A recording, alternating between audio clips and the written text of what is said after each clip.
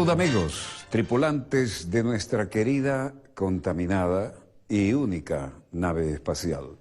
La misma que, desde la última vez que nos vimos por estos medios, ha dado 3 vueltas sobre su eje imaginario y vaya que sigue generando acontecimientos en pleno desarrollo.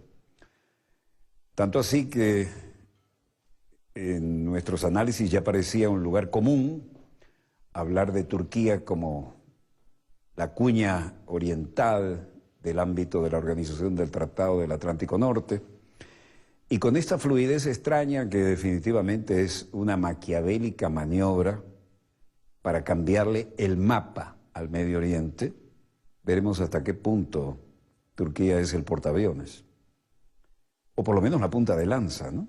La ofensiva en el área de influencia geopolítica.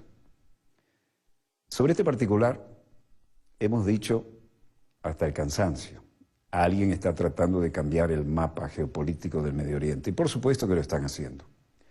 Y el eje sigue siendo, ¿cuál es el aliado privilegiado y número 1 de Estados Unidos en el Medio Oriente? Israel. Israel tiene la Fuerza Armada más poderosa allí, consolidada, tiene potencial nuclear, nadie le dice que no. Lo han mostrado, eso va más allá del reactor de Dimona, ¿no? Eso viene de mucho tiempo atrás. Pero Turquía, siempre hemos dicho, esta es la punta de lanza de lo que va a pasar en el Medio Oriente. Bueno, Turquía vuelve a ser la noticia. Y en este caso, Turquía, que tiene fronteras con Irak y tiene fronteras con Siria, está sirviendo de alguna manera para que se desestabilicen aquellas 2 grandes naciones, sobre todo Irak, que cuando estaba allí Saddam Hussein tenía las 3 comunidades fundamentales viviendo en santa paz. Chiitas al sur, los sunitas de él en el centro, en Bagdad, y en el norte los kurdos, que tenían, y de eso fui testigo porque estuve allí, las 2 veces que estuve en Irak. Bueno, una de las veces, la otra estaban en guerra.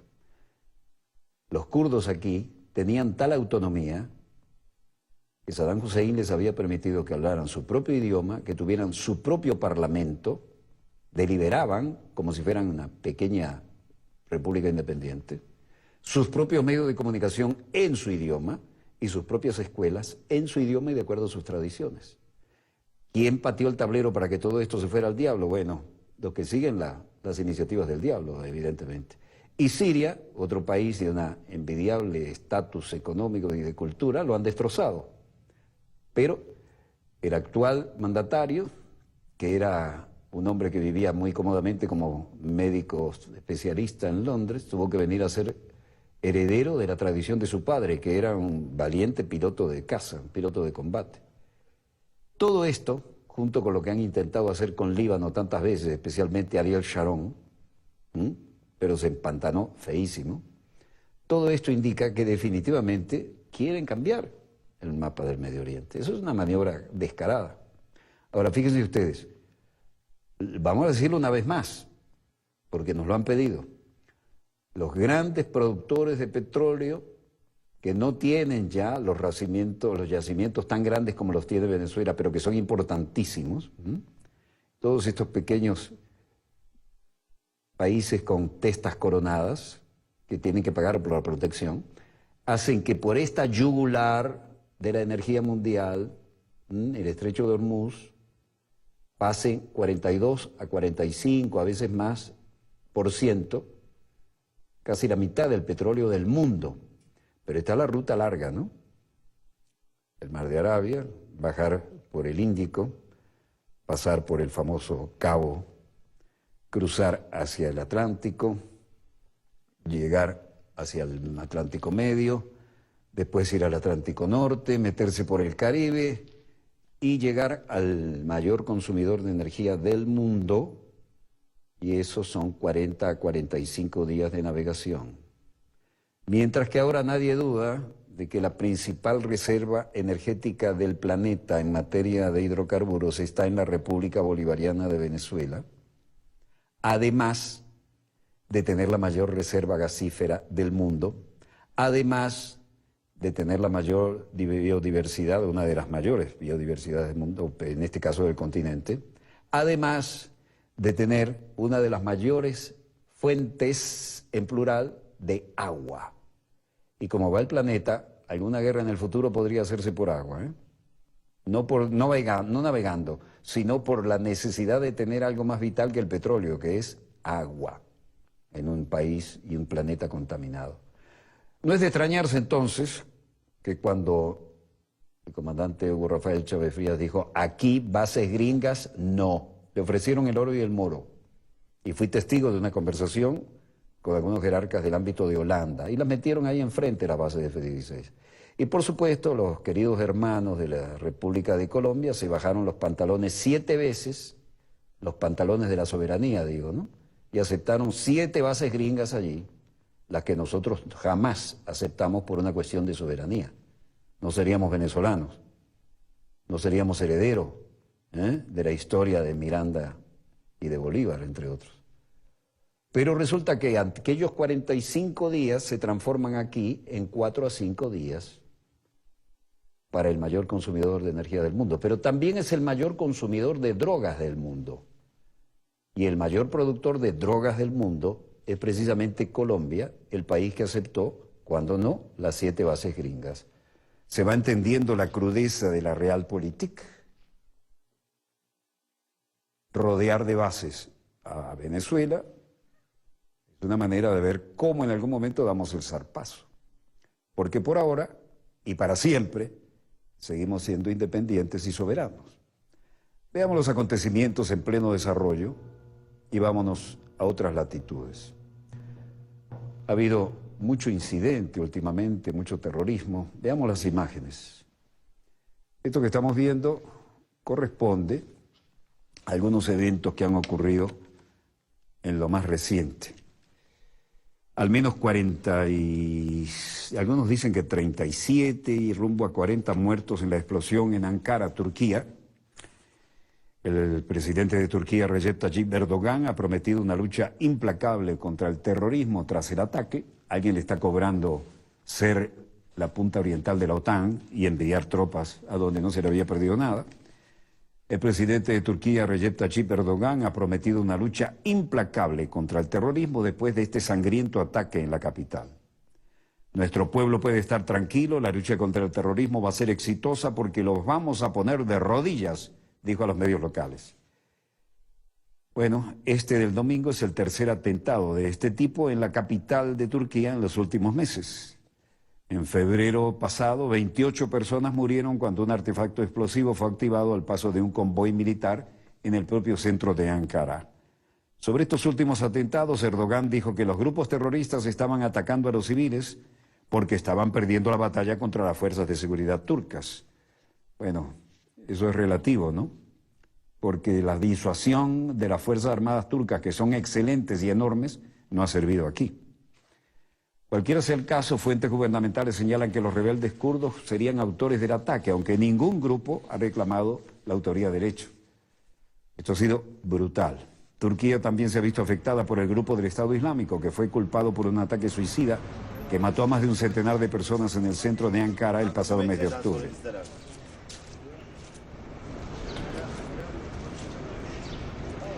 Enorme trabajo para los médicos forenses. Por ahora, 37 muertos confirmados y podrían ir subiendo. Y la causa de las heridas, bueno, lo que ocurre cuando hay explosivos con metralla y con todo lo necesario para hacer el mayor daño posible. El suceso ocurrió a las 18:41 de la tarde, una hora menos en Europa continental, cuando un vehículo cargado de explosivos se empotró contra un autobús en una parada de transportes en la esquina del Parque Güven, en el Boulevard Atatürk, es decir, en el centro neurálgico de la capital turca, donde cada día, y más aún los fines de semana, se concentran miles de personas para ir a hacer sus compras, salir con amigos a pasear por las cercanas calles peatonales. La detonación fue tan grande que provocó que varios vehículos ardiesen y hubiese daños en todos los edificios alrededor. Todo el suelo está lleno de cristales rotos y restos. La explosión afectó incluso a gente que se encontraba a 100 metros del lugar. Así lo explicó el periodista de Hürriyet, Zore Gürel, en el lugar de los hechos. Numerosas ambulancias acudieron al área donde se produjo el atentado, donde también se desplazaron los expertos en explosivos de la policía. Los agentes de seguridad acordonaron la zona por miedo a una segunda explosión. El Consejo Supremo de la Radio-Televisión Turca prohibió a los canales de televisión locales emitir imágenes del lugar de los hechos y de los cadáveres. No obstante, ustedes las están viendo, mucho antes de que cualquier autoridad política compareciese o emitiese algún comunicado explicando qué había pasado. Sin hacer declaraciones públicas, el gobierno se reunió de urgencia en la plana mayor de las Fuerzas Armadas, la policía y los servicios secretos para analizar y tratar la situación, ya que esto no es el primer atentado de estas características que sacuden a Turquía en los últimos 3 meses. Bunu kayda geçin. Tüm dünya bunu duysun. Türk polisi 6 ayda. Başka istediğimiz bir şey yok. Türk polisi. Turquía, sin embargo, también reprimió una protesta antigubernamental en Estambul. La policía turca reprimió con violencia una protesta antigubernamental y detuvo a parte de los manifestantes.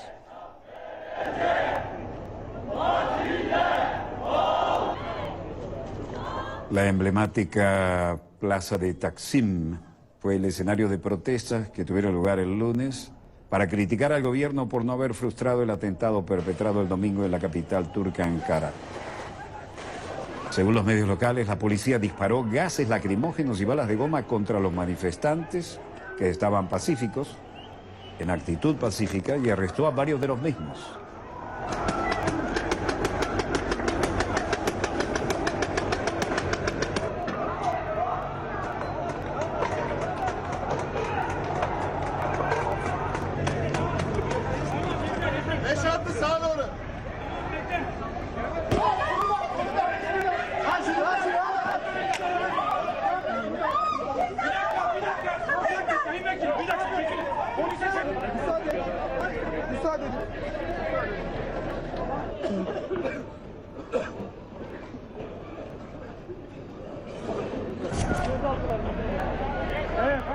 Indignación popular.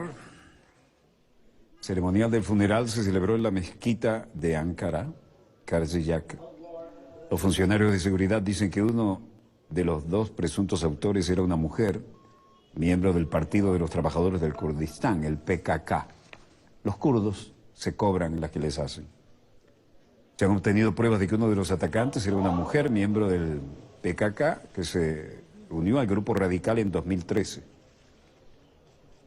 Los funcionarios de seguridad dijeron que nació en 1992.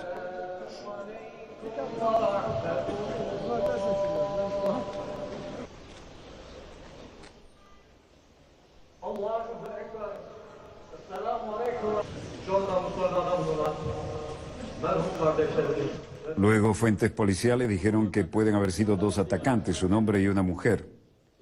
Imagínense la explosión de qué tamaño fue cuando dicen, parecen haber sido 2 atacantes, un hombre y una mujer, cuya mano cercenada se encontró a 300 metros del lugar de la explosión.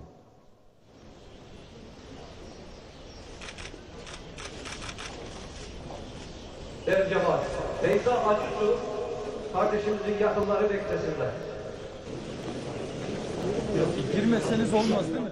Los explosivos eran del mismo tipo que los utilizados en el ataque de febrero 17, que causó la muerte de 29 personas, en su mayoría soldados. Y la bomba estaba llena de metrallas y clavos para causar el máximo de lesiones y daños, según las agencias internacionales. El gobierno ha dicho que espera para identificar oficialmente a la organización responsable del ataque. La violencia se ha disparado en el sureste predominantemente kurdo de Turquía desde el alto del fuego hace un año. Y esto cuando el PKK se derrumbó en julio. Ahmet Davutoglu naturalmente tenía que declarar ante semejante situación.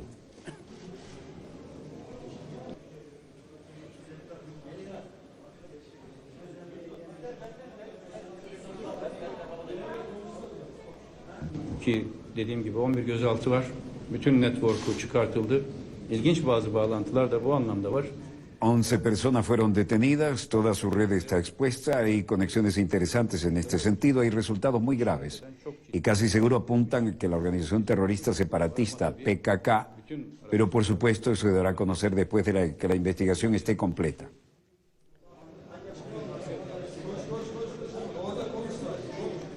Ante las preguntas de los periodistas, agregó que se entregaron los restos de 35 ciudadanos. Son nuestros ciudadanos, los que logramos identificar. Uno de los muertos es sin duda un terrorista. Hay hallazgos graves de que otro es el cómplice y está en investigación. Estamos en la etapa final. Una vez que estas pruebas por medio del ADN hayan terminado, vamos a compartir los resultados con la prensa y con nuestros ciudadanos. İnşallah bu DNA testleri ve diğer çalışmalar bittiğinde bu kamuoyumuza açıklanacak. Y luego hizo un llamado que sonaba como un desafío.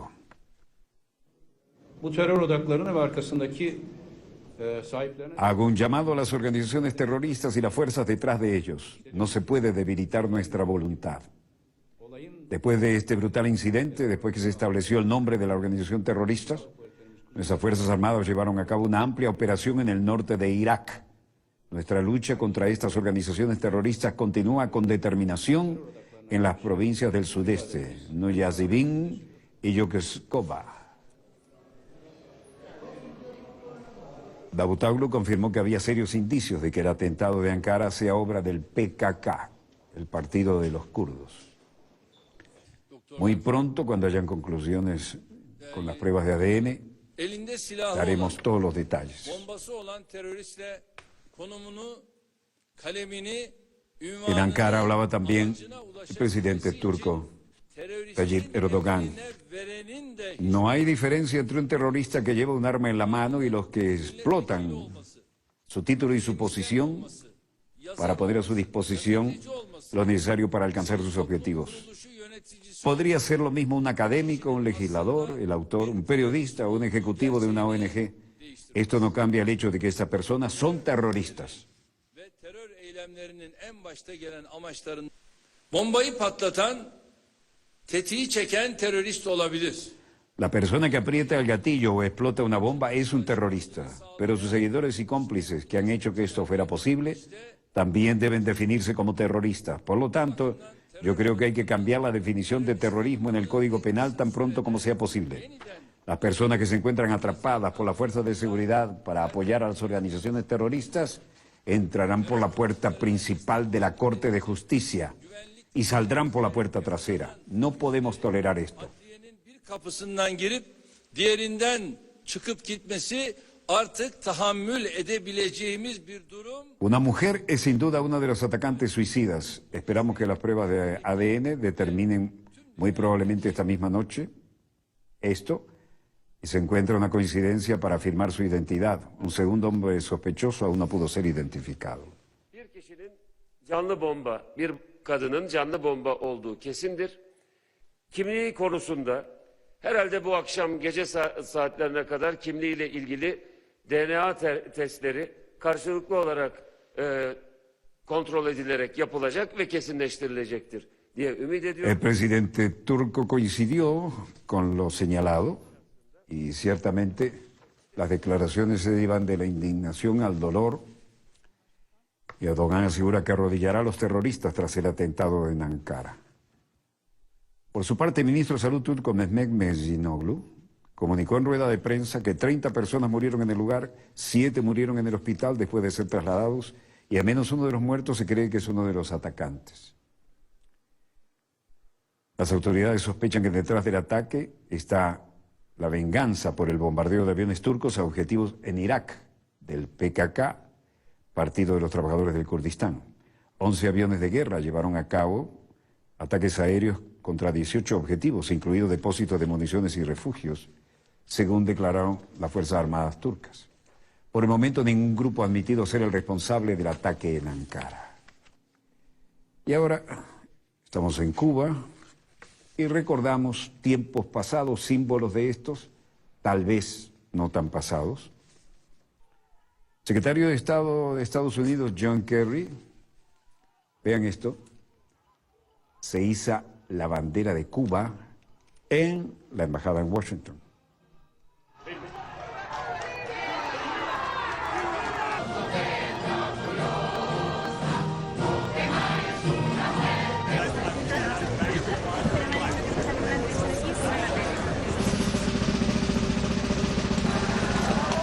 Y se hace lo propio en la reciente pasada visita de Kerry con la entonces Oficina de Intereses, ahora Embajada de Estados Unidos en La Habana. My friends, we are gathered here today because our leaders... Mis amigos, estamos reunidos aquí hoy porque nuestros líderes, el presidente Obama y el presidente Castro, hicieron una valiente decisión de dejar de ser prisioneros de la historia. ¿Recuerdan? Es una linda frase, ¿eh? Luego el paseo con extremas medidas de seguridad, pero sin protocolo. Investigadora senior de la Lyndon Johnson School of Public Policy en la Universidad de Texas, Julia Zweig. Al no haber capitulado, no se hacen concesiones, han resistido todos los intentos estadounidenses para socavar la destrucción, sabotaje, desestabilizar por 50 años y ahora, mientras que los Castros están todavía en el poder y son capaces de declarar, ahora tenemos la normalización lograda de las relaciones en condiciones de que sean satisfactorias para la defensa de nuestra propia soberanía, que es un mensaje que está totalmente en consonancia con la posición de muchos años de Fidel Castro.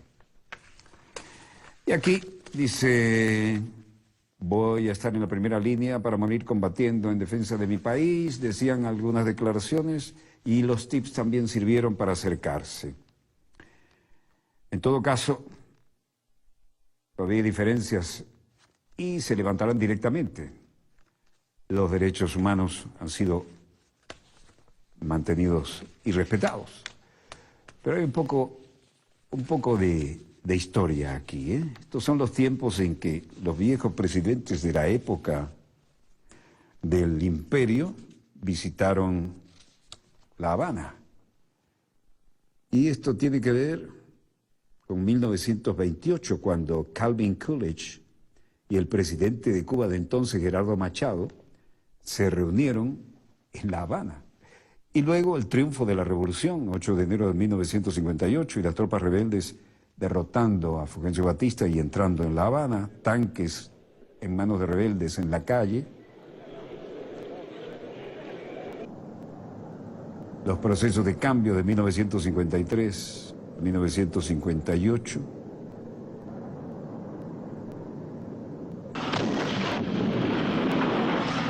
La voladura de aquello que representaba la resistencia de las fuerzas batistianas y el triunfo apoteósico de la revolución.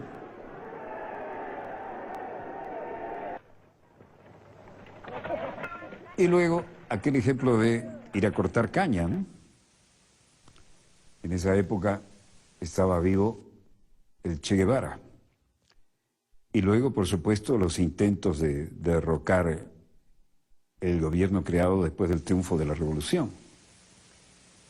Castro se reunió. Bueno, los prisioneros hicieron un papel tan triste como el que hicieron en esa época, con el intento de invasión a Bahía de Cochinos. Castro se reunía entonces en plena Guerra Fría con Nikita Khrushchev, 1961. Luego, Pinar del Río, la crisis de los misiles, Kennedy tomando aquellas decisiones que nos pusieron al borde de la Tercera Guerra Mundial. Y luego, las etapas de bloqueo, pero las cosechas siempre buscando el récord y la necesidad de ver cómo se sobrevivía con la ausencia de petróleo suficiente para las necesidades habituales. Todavía no había aparecido la ayuda de Venezuela.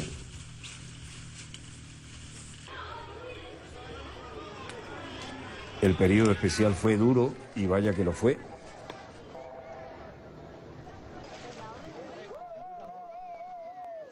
Y los balseros que se iban en las más locas e improvisadas embarcaciones, con la esperanza de llegar a Miami y que le aplicaran la ley de pies mojados o pies secos, la que fuera. El retorno de Elian, después de tanto drama y tanta espera.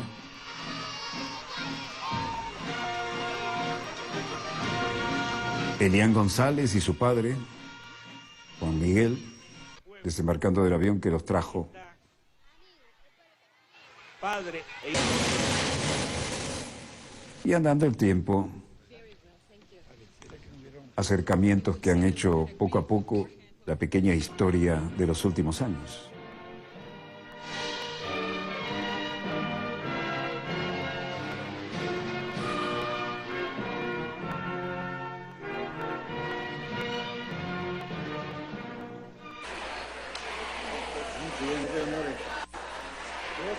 Presidente que hizo historia visitando Cuba.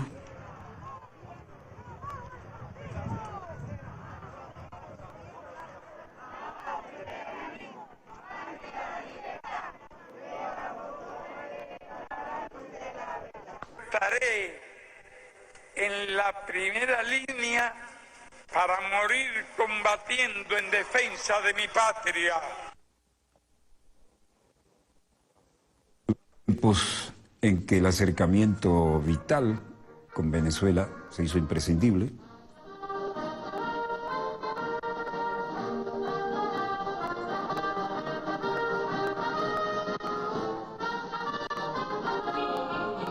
Yo realmente pensé que no iba a haber esta obra. Yo venía trabajando mucho tiempo y bueno, recibí la sorpresa ahora.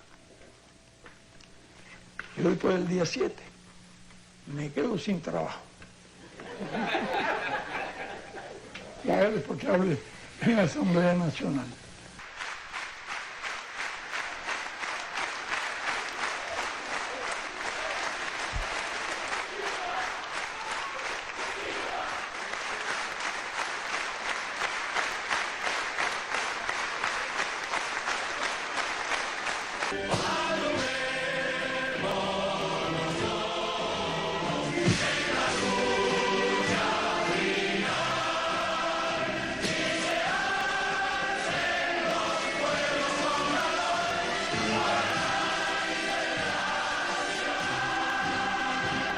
Raúl Castro inherited the presidency in 2008 from his brother Fidel and has undertaken inexorable policies to transform. Al no haber capitulado, no se hacen concesiones, han resistido todos los intentos estadounidenses para socavar, destruir y sabotear, desestabilizar durante 50 años y ahora, mientras que los Castros están todavía en el poder y son capaces de declarar, ahora tenemos la normalización lograda en las relaciones en condiciones que sean satisfactorias para la defensa de nuestra propia soberanía.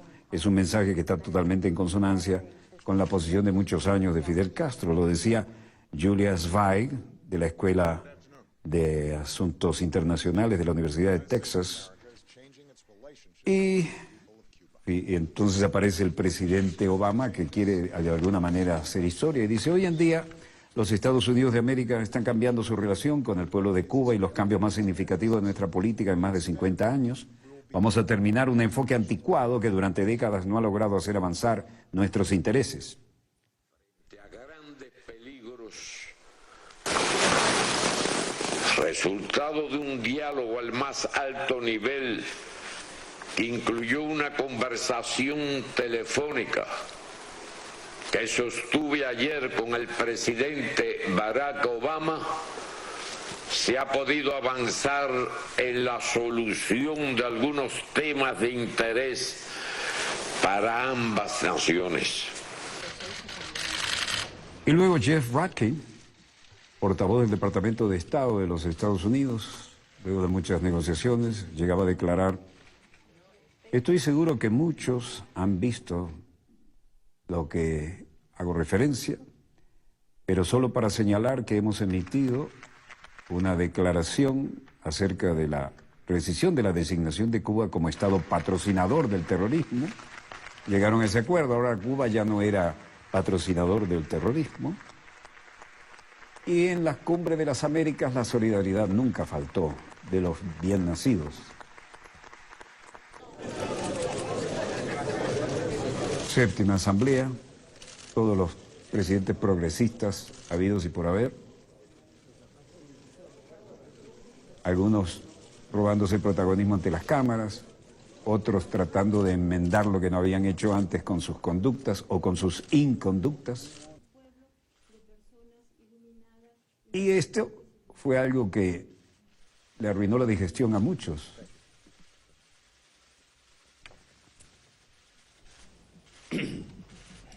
I'm sure many have seen, but just to point out that we've issued this morning a statement about the rescission of Cuba's designation as a state sponsor of terrorism. It takes... Sacan, dice la declaración del Departamento de Estado, Cuba de la lista de países que promueven el terrorismo, y como les habíamos dicho, cambia a partir de esa declaración del Departamento de Estado el giro político que tuvo lugar esto, ¿no? Sin embargo, seguirá habiendo mucha gente haciendo cola frente a la embajada de los Estados Unidos, allí en el Malecón. Habrá siempre la protección necesaria, pero esto ciertamente le ha provocado úlceras a más de uno, ¿no? Cualquiera sea el caso, esto indica una realpolitik que viene muy al caso para recordarles el pragmatismo con que han estado actuando ambos. The United States off the table as a domestic political actor, remove what had been for so long the perception of United States. Dice, Estados Unidos fue capaz de tomar esta decisión y sacar fuera de la mesa como actor político interno en Cuba las acusaciones que había. Durante mucho tiempo la percepción de que Estados Unidos como una amenaza a la seguridad nacional de Cuba. Esto ayudará a que la dinámica de la reforma bajo Raúl Castro se consolide y consolidar y avanzar en la isla será todo uno. Mientras tanto, algunos en el limbo intentan buscar cómo llegar a la ansiada península de la Florida. Pero los asuntos parecen tener una dinámica propia y han sido bastante más allá de lo que algunos se atrevían a imaginar. Resultado de todo esto, bueno, la realidad. La realpolitik, tratar de seguir bloqueando un país que no se rinde jamás, como corresponde a latinoamericanos bien plantados, y entrar en la realidad, que las cosas ahora tienen otra forma de hacerse, que no estamos en aquella Guerra Fría, y que por lo tanto es imprescindible llegar a un acuerdo en estas materias. Así que, como estamos... ¿Listos para un corte? Sí, señor. Tenía algo en las pantallas de nuestros satélites, pero ya lo cambiaron. Así que volvemos en instantes con más acontecimientos en pleno desarrollo. No se vayan, ya volvemos.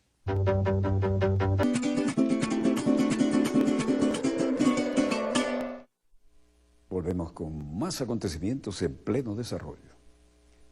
Y mientras hay declaraciones preocupantes de aquellos enviados de la ONU sobre la situación de Corea del Norte, hay que reiterar que entre Corea del Norte y Corea del Sur nunca hubo un acuerdo de paz, sino un armisticio. Por eso el tristemente célebre paralelo 38 es que hasta ahí llegamos y no pudimos más. Y todos los grandes generales, los de 4 estrellas, ya lo hemos dicho varias veces, que venían, hemos ganado la Segunda Guerra, ¿cómo no vamos a poder con Corea del Norte? Pues esa pulseada la perdieron. Y las retiradas más feas, dramáticas y vergonzosas después de la Segunda Guerra fueron en la Guerra de Corea. Pero retiradas de esa fea. Quedaron ahí, estancados en el paralelo 38. Ahora Corea decide levantar su perfil tecnológico y ahora está no el legendario Kim Il-sung, sino su nieto. Pero la dinastía sigue ahí y la ideología y el fortalecimiento de los elementos militares, ahora de valor más allá de lo estratégico, siguen presentes. Hoy se puso interesante la cosa y le vamos a mostrar por qué. De manera que, no olvidemos, Corea del Norte, Corea del Sur, pero paralelo 38, siguen las 24 horas sobre 24 mirándose de frente a los ojos las guardias, como si estuvieran todavía a punto de una guerra. La tensión flota en el ambiente allí. Y Corea del Norte ha hecho sus ensayos nucleares y además ha demostrado que tiene los misiles portadores como para decir, ya no se metan conmigo porque el costo lo hace absolutamente prohibitivo. Corea del Sur y Corea del Norte vuelven a hacer noticia, pero no es lo único que tiene que ver con esta zona.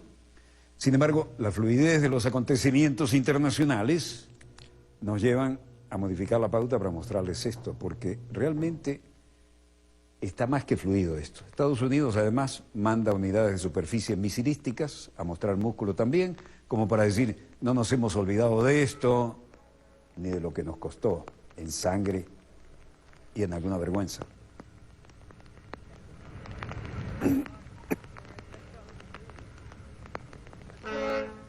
Destructor de misiles de Estados Unidos se acerca a la zona y llega a Japón. Se trata del USS Barry, que llegó a la costa japonesa y hubo algunas declaraciones como corresponde. La oficial al mando, Jennifer Eaton: mi equipo y yo estamos muy contentos de llegar a Yokosuka para unirnos a este grupo de élite de las fuerzas navales de tan despliegue importante y despliegue avanzado. Como ven, parece ser por los radares que tiene de la clase Aegis o algo muy parecido, ¿no? Hablaba la comandante Jennifer Eaton, interesante que fuera una dama, ¿no? El destructor de misiles guiados hizo un despliegue que reforzará los lazos militares entre las dos naciones, dijeron algunos. Decenas de oficiales de la Marina de Estados Unidos en el puerto de Yokosuka, ahora en rueda libre. Y eso es Ginebra. El relator especial sobre Corea del Norte, Marzuki Darusman, dice: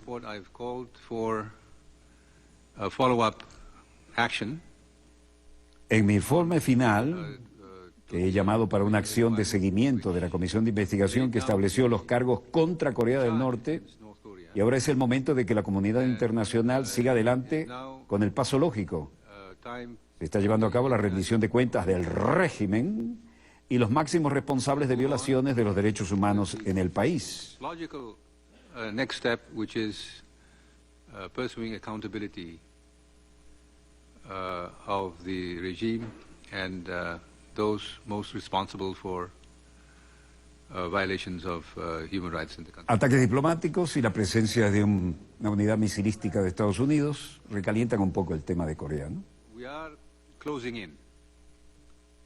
Estamos cerrándonos hacia Corea del Norte y la naturaleza del régimen es tal que con el total, completo de control del sistema que tienen, no pasa nada en cualquier lugar de ese país sin que sea autorizado por la más alta autoridad, el presidente y líder supremo Kim Jong-un.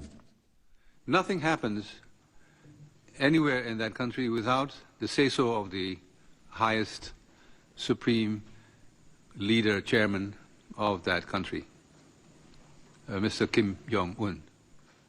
Habla del nieto de Kim Il-sung, ¿no? Y luego agrega Marzuki Darusman, relator especial sobre Corea del Norte. The Commission of Inquiry had sent a letter to Mr. Kim Jong-un. La Comisión de Investigación había enviado una carta al señor Kim Jong-un hace 2 años afirmando que si no se hace nada para abordar y corregir la situación, entonces él sería culpable de las violaciones que han tenido lugar y que continuarán llevándose a cabo en ese país. Y ahora puede ser el momento para una segunda carta que podamos enviarle. The violations that have taken place and that continues to take place in that country.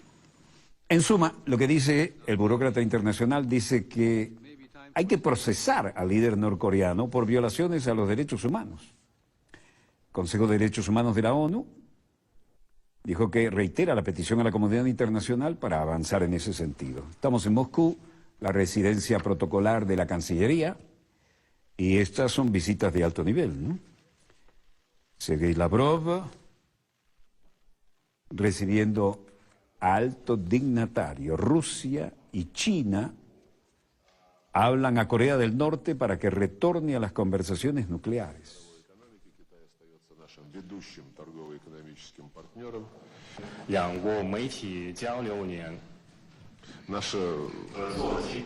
La declaración lograda después de esta bilateral está claramente establecida. Sergei Lavrov dijo: hemos prestado atención a la situación en la península de Corea Y el canciller chino Wang Yi dijo, estamos preocupados por la situación en el norte de Asia. Les puedo decir que China y Rusia están dedicados a la democratización de la península. Por el número de corresponsales, se ve que estaban todos los de Moscú en este encuentro de los pesos pesados, ¿no?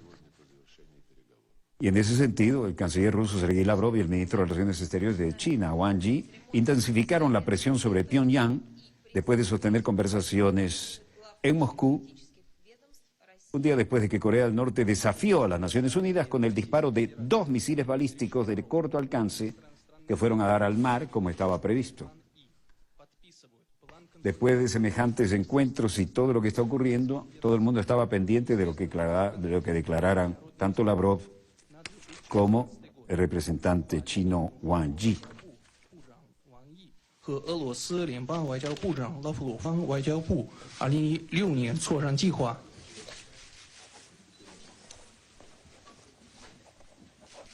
Ha sido un aliado cercano de la estalinista Corea del Norte en la época soviética, pero Lavrov dejó clara en algunas ocasiones que los vientos habían cambiado. Esperamos que Corea del Norte no llegará a conclusiones adecuadas,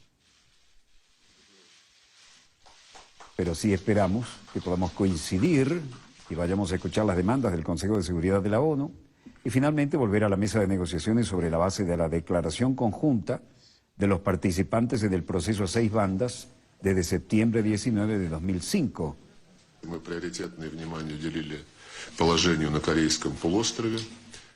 Hemos prestado especial atención a la situación en la península coreana. Ambas partes confirmaron intenciones de mantenerse firmes en contra y no reconocer las ambiciones nucleares de Pyongyang.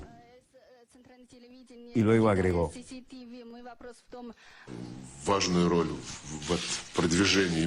un papel importante en la promoción de esta posición debe ser juzgado por la resolución 2270 del Consejo de Seguridad de la ONU, adoptada el 2 de marzo, que es muy estricta.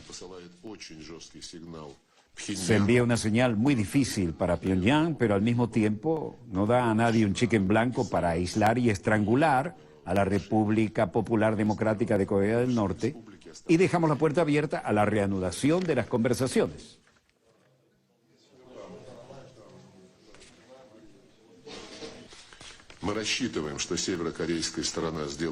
Luego lo que pareció un consejo. Esperamos que Corea del Norte llegará a conclusiones adecuadas y va a escuchar las demandas del Consejo de Seguridad de la ONU y finalmente volverá a la mesa de negociaciones sobre la base de la declaración conjunta de los participantes en el proceso a 6 bandas del 19 de septiembre de 2005. Preguntas iban y venían, la oportunidad era cumbre.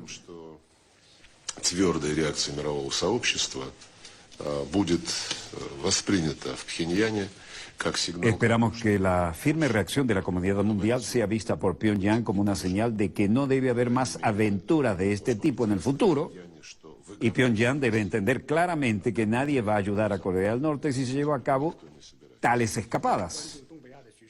Wang Yi dijo: estamos preocupados por la situación en el norte de Asia.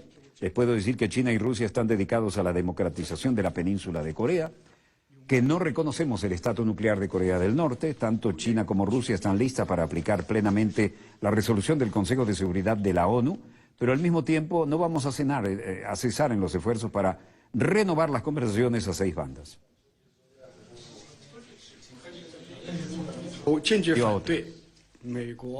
Ponemos firmemente a la implementación de la THAAD, el THAAD, Sistema de Defensa Antimisiles de Estados Unidos, el sistema de defensa terminal de los proyectiles de gran altitud, que los quieren poner en Corea del Sur bajo el pretexto del programa nuclear de Corea del Norte. Creemos que esto dañaría directamente a los intereses de la seguridad estratégica de Rusia y de China. Mensaje directo a Washington, ¿no? Como antes, continuaremos nuestros esfuerzos constructivos, responsables, encaminados al desarme nuclear de Corea del Norte. Bueno, más contundente no pudo ser. Esto se pareció a un amago de los tiempos de la Guerra Fría, ¿no? Mientras tanto, en Moscú, Vladimir Putin también declaraba hoy y decía: creo que el objetivo establecido para el Ministerio de Defensa y las Fuerzas Armadas en gran parte se ha cumplido, y por esto he pedido al ministro de Defensa que a partir de mañana inicie la parte principal de nuestra agrupación militar de la República Árabe Siria. Putin ordena el inicio de la retirada del grueso de las tropas rusas de Siria. Las bases militares rusas en el puerto mediterráneo de Tartus y en el aeropuerto de Khmeimim en Latakia, respectivamente, continuarán funcionando como antes y deben ser bien defendidas por tierra, mar y aire, afirmó el jefe de Estado. ¿Qué respondían las Naciones Unidas? Samantha Power, embajadora de Estados Unidos. Russia seems to be lawyering its way to look for reasons not to act. Hablando de los misiles portadores, estos fueron diseñados para ser capaces de transportar armas nucleares y esto merece una respuesta del Consejo de Seguridad. Tiene que asumir su responsabilidad. Rusia parece ser que aboga a su manera, buscando razones para no actuar, en lugar de intensificar y estar preparado para asumir nuestra responsabilidad colectiva. Vamos a seguir presionando al Consejo de Seguridad en el formato de la resolución 2231 para adelantar la información técnica que el propio Irán ha hecho en su presentación al público de que la tecnología que utiliza es intrínsecamente capaz de transportar armas nucleares y por lo tanto inherentemente desafiante de la resolución 2231. Así que no vamos a renunciar al Consejo de Seguridad, no importa lo que estemos escuchando hoy. Queremos respuestas apropiadas.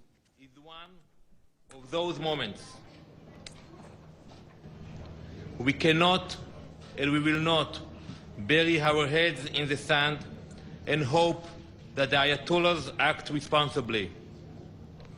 For most of the nations in the world, if you are wrong about Iran's intentions, it will be an unfortunate mistake. A todas las naciones del mundo, si están equivocados evaluando lo que está pasando en Irán, esto será un terrible error. De ninguna manera aceptaremos las presiones que nos están colocando y en ese sentido queremos ser bien claros. No habrá una oportunidad de presionarnos, seguiremos en la línea que nos hemos otorgado soberanamente. Más o menos en este sentido iba el interesante y desafiante declaración de parte de la fase involucrada aquí. En todo caso, la misión de Irán ante la ONU divulgó un comunicado oponiéndose a la discusión de sus pruebas de misiles.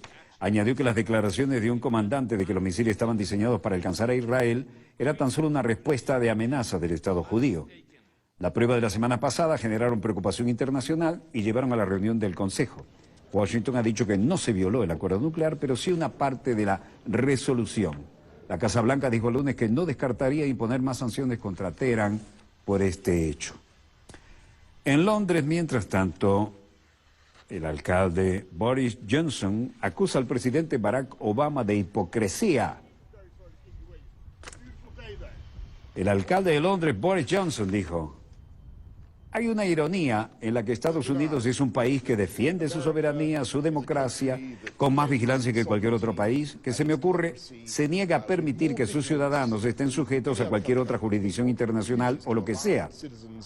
To be subject to any international jurisdiction, whatever, it would not for a minute countenance pooling.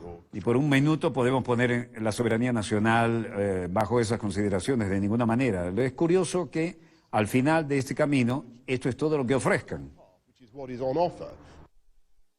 Estoy dibujando la tensión sobre esta paradoja, y es que algo sorprendente, en una ironía, que es lo que parece peculiar. Pongámoslo de esta manera, con educación. Es curioso que se le diga a Estados Unidos que tenemos que someter a nuestra nación a un criterio dentro de una estructura cada vez más federalista. Boris Johnson señala la hipocresía de Obama por oponerse al Brexit, es decir, la eventual salida del Reino Unido de la Comunidad Europea. El alcalde de Londres, Boris Johnson, ha acusado a Barack Obama de cometer una descarada y desorbitada hipocresía por su oposición al Brexit. Boris Johnson, nacido en Nueva York y convertido en cabecilla de la campaña a favor de la salida Vote Salir, ha aprovechado la columna semanal de The Daily Telegraph para fustigar de antemano a Obama y justificar la salida de la Unión Europea con otros de sus periódicos exabruptos. ¿Podemos imaginar a los estadounidenses renunciando a su democracia para someterlo a un régimen con el que nosotros tenemos con la Unión Europea? Se pregunta el alcalde de Londres. Pasado, se lanzó una plancha de la campaña, alegando que el Reino Unido será la Canadá de Europa y tendrá un futuro brillante tras la ruptura con Bruselas. Bueno, Esto está por verse, ¿no? La visión estadounidense está muy clara y el presidente Obama nos dirá que lo correcto es que el Reino Unido permanezca en la Unión Europea, asegura Johnson. ¿Por qué? Porque esta es la única manera de asegurarse que tendremos influencia. Se trata de un argumento importante que debemos tomar en serio. Johnson ha pedido a los británicos que hagan oídos sordos al mensaje de Obama en cuanto pase por Londres, teniendo en cuenta de dónde viene. No hay ningún país en el mundo que defienda su propia soberanía con tanta vigilancia histérica como los Estados Unidos de América, dijo él. Por lo tanto, viniendo del tío Sam, se trata además de una pieza descarada y desorbitada de hipocresía. Bueno, se pone interesante esto. El Vaticano, la Santa Sede vuelve a ser noticia. Periodista Emiliano Fittipaldi se le preguntó sobre posible perdón del Papa. Periodista acusado dijo, no sé nada de eso. Ma lei sarebbe disposto tipo ad accettarla come la Ciauchi rifiuterebbe perché La vuole? grazia non si può accettare o rifiutare, la grazia è una cosa che decide direttamente il Papa, ragazzi, devo andare. Se reinicia un juicio por robo de documentos en el Vaticano. Los tribunales del Estado Vaticano reiniciaron audiencias por el robo y filtración a la prensa de documentos reservados sobre la forma económica interna que tiene 5 imputados, entre ellos 2 periodistas. Este es uno, y luego de casi 3 meses de receso para la realización de pericias técnicas, el clérigo español Lucio Ángel Vallejo Balda explicó que la relacionista pública Francesca Incamolata Clocchi y los comunicadores Gianluigi Nuzzi y Emiliano Fittipaldi se enfrentarán a los jueces pontificios, con ellos el secretario Vallejo Luca Maio. Ho fatto solo il mio mestiere, oggi i giudici se mi interrogeranno e dirò che ho fatto il mio mestiere e che ovviamente lo rifarei. La revoca... Bueno, acá se filtraron documentos, hablan del tema económico en el Vaticano, que siempre se mantiene bajo perfil. El periodista dice, he escrito la verdad, y no solo estaba haciendo mi trabajo, si los jueces me encuentran culpable, solo puedo decir que estaba haciendo mi trabajo, y me gustaría poder hacerlo de nuevo. Eso es lo que quiero. Aquí la gran noticia, la gente yendo rumbo a la corte. Sacerdote español confiesa en juicio haber filtrado documentos del Vaticano, y Luis Lucio Vallejo Balda confesó este lunes ante un tribunal del Vaticano haber filtrado a la prensa la contraseña de documentos confidenciales, un delito que la Santa Sede castiga con hasta 8 años de privación de libertad. Y la gente que estaba involucrada, a su manera, trató de explicarse en qué se habían metido. Buona giornata, buon lavoro. Oggi verrà interrogato.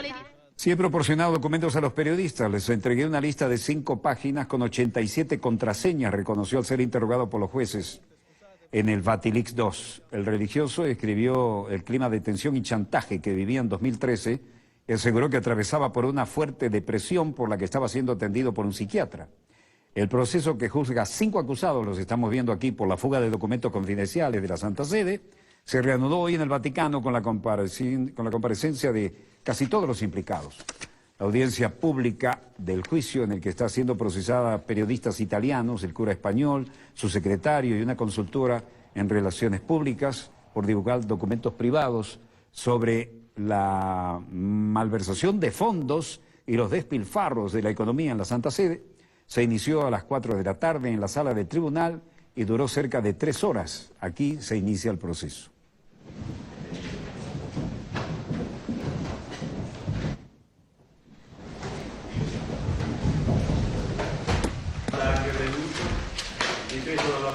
Un grupo limitado de periodistas tuvieron acceso a la sala tal como previsto desde la apertura del juicio el pasado 24 de noviembre.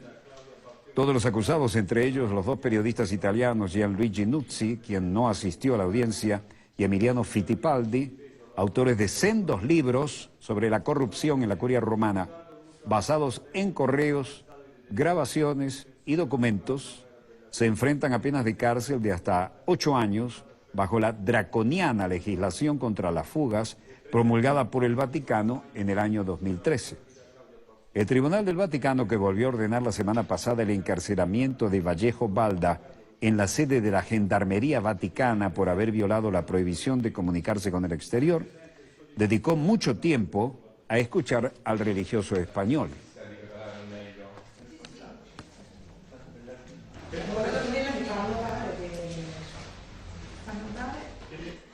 Según el diario Vaticano, la Gendarmería Vaticana descubrió que Vallejo Balda utilizaba secretamente un teléfono móvil a través del cual enviaba mensajes y mantenía contactos con el mundo exterior sobre temas prohibidos de divulgar por parte del Vaticano.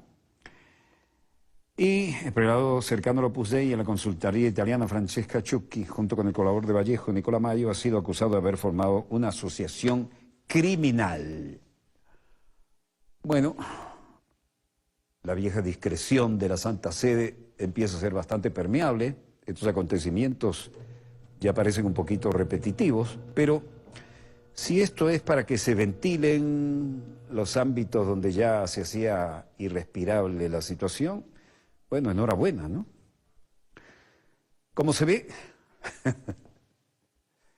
ya ni en el hermetismo del Vaticano podemos creer, pero, dicho sea con todo respeto, esto depende de los funcionarios. Hay muchas presiones. No olvidemos que esta curia es la más antigua de las curias y se las sabe todas. Demasiadas cosas se han barrido bajo la alfombra en nuestra querida, contaminada y única nave espacial.